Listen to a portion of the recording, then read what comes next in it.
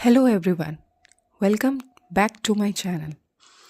आज हम English grammar के सबसे इम्पॉर्टेंट टॉपिक क्लॉजेस को बिल्कुल बेसिक से समझेंगे।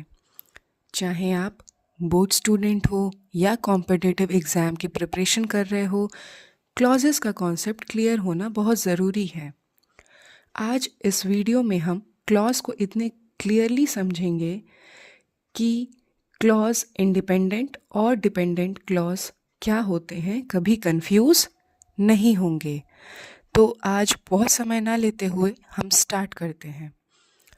आप एंड तक बने रहिएगा और मैं श्योरिटी से कह रही हूँ आपको ज़रूर समझ में आएगा। जैसे कि आप देख सकते हैं, यहाँ पे पहला क्वेश्चन है, what is a clause? Clause is a group of words that contains a subject and a verb. जैसे हमने लास्ट क्लास में सब्जेक्ट के बारे में पढ़ा है कि सेंटेंस में सब्जेक्ट और प्रेडिकेट क्या होता है, सिमिलरली उसमें वर्ब भी होता है। तो जब भी किसी भी ग्रुप ऑफ वर्ड्स में अगर सब्जेक्ट हो और एक वर्ब हो, वर्ब तो आपको पता ही होगा क्या होता है, जो भी क्रिया, जो भी एक्शन हम कर रहे होते हैं उसको ही हम वर्ब बोलते हैं।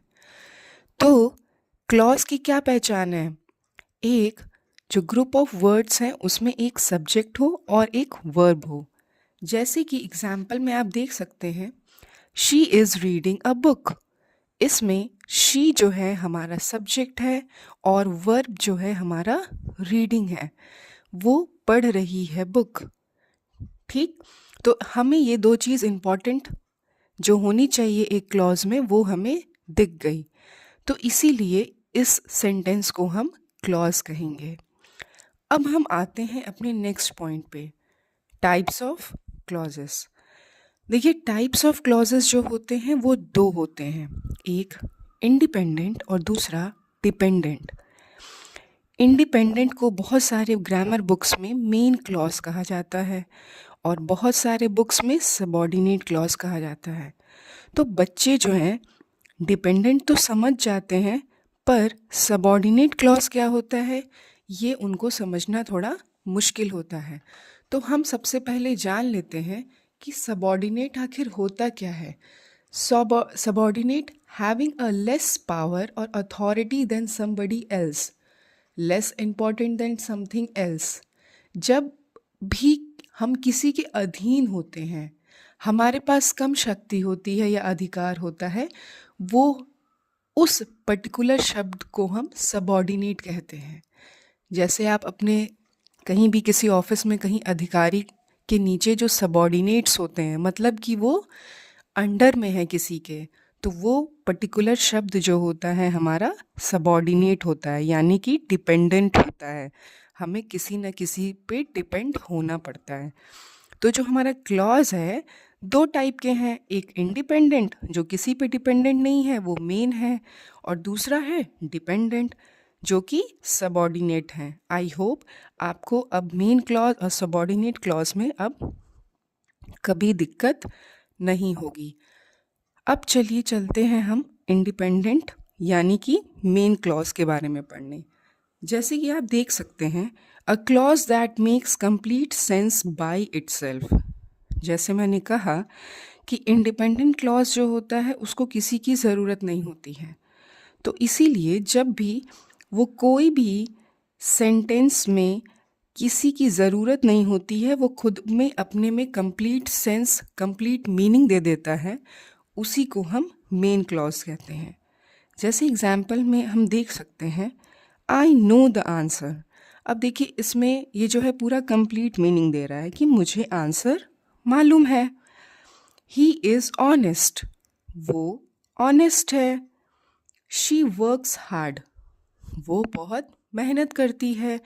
तो ये अपने में ये जो तीनों एग्जाम्पल्स हैं वो कंप्लीट हैं, इसीलिए these are independent or main clause. I think it is clear now. Now the basic point is that independent clause can stand alone as a sentence.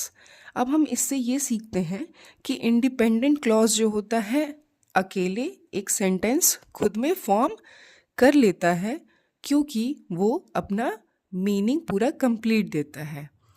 अब हम चलते हैं अपने नेक्स्ट टॉपिक पे, जो कि नेक्स्ट टाइप है, that is dependent clause.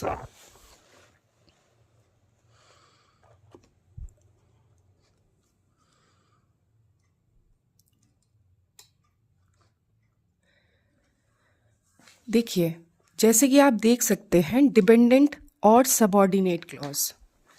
Dependent या सबऑर्डिनेट क्लॉज ऐसे होते हैं, जैसे कि मैंने बताया अभी, कि जो भी किसी के अधीन होते हैं, then they are known as subordinate clause. A clause that can not stand alone and depends on the main clause. क्या होते हैं ये मेन क्लॉज पे डिपेंडेंट होते हैं। ठीक है, अब देखिए एग्जाम्पल से हम समझते हैं। बिकॉज ही वॉज लेट, ठीक है, इसके पहले जो रीज़न रहा होगा उसी वजह से तो ये लेट है। इट मीन्स हमें इस पर्टिकुलर सेंटेंस से कंप्लीट मीनिंग नहीं मिल रही है। हु इज़ माई फ्रेंड, अरे भाई हमें पता ही नहीं है किसके बारे में हम बात कर रहे हैं जो कि हमारा दोस्त है। वेन द बेल रैंग, अब भाई बेल कब रैंग हुई तो हुआ क्या, क्या हो रहा था उस समय, अभी हमें ये चीज़ नहीं मालूम। इसीलिए these examples are giving incomplete meaning.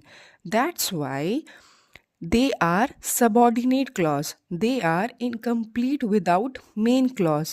That is why it is known as dependent clause. And it is always joined with the main clause. इसीलिए इनको complete करने के लिए हम हमेशा किसकी ज़रूरत होती है, मेन क्लॉज की।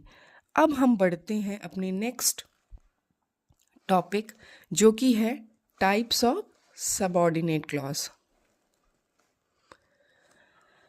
देर are 3 types of subordinate clauses, जैसे कि noun clause, adjective clause, adverb clause. अब देखिए, जो बच्चे होंगे, जो लोग कंपटीशन की तैयारी कर रहे होंगे, I hope you must be clear with parts of speech. और अगर आपको है पढ़ना है तो काइंडली मैसेज कमेंट में आप लिखिए। चलिए, अब नाउन आपको तो पता ही है। नाउन जो होता है, जब किसी प्लेस, एनिमल, थिंग, पर्सन के बारे में बात कर रहे होते हैं हम, तो नाउन होता है। और नाउन किसी क्लॉज में नाउन प्रेजेंट हो, then that is known as noun clause. अब एडजेक्टिव क्लॉज क्या होता है? एडजेक्टिव जो होते हैं, जब किसी की विशेषता बता रहे होते हैं हम, then that is known as adjective clause. और एडवर्ब क्लॉज क्या होता है? जो वर्ब के बारे में बता रहा होता है कि वर्ब कैसे हो रहा है, then that is known as adverb clause. अब सेंटेंस में एडजेक्टिव, एडवर्ब और नाउन, ये जो होता है, इवन जो बड़े बड़े एग्ज़ाम्स होते हैं, कॉम्पिटिटिव जनरल इंग्लिश पोर्शन होता है, उसमें ज़रूर जो है इन तीनों में से किसी एक के बारे में पूछता है कि please identify which clause in the sentence is present. तो अब हम बढ़ते हैं, शायद आज मैं पढ़ाऊँ और आप पढ़ें तो आगे किसी भी एग्ज़ाम में गलत ना हो। देखिए, नाउन क्लॉज क्या होता है? अ clause that works like a noun in the sentence. ऐसा क्लॉज जो नाउन के जैसे वर्क करता है। अब हम समझ लेते हैं कि नाउन क्लॉज की पहचान क्या है, कैसे हमें समझ में आएगा कि नाउन क्लॉज की तरह वर्क कर रहा है। तो उस सेंटेंस में एक सब्जेक्ट होना चाहिए, एक ऑब्जेक्ट होना चाहिए और एक कॉम्प्लीमेंट होना चाहिए। अब हम इसको और अच्छे से समझते हैं।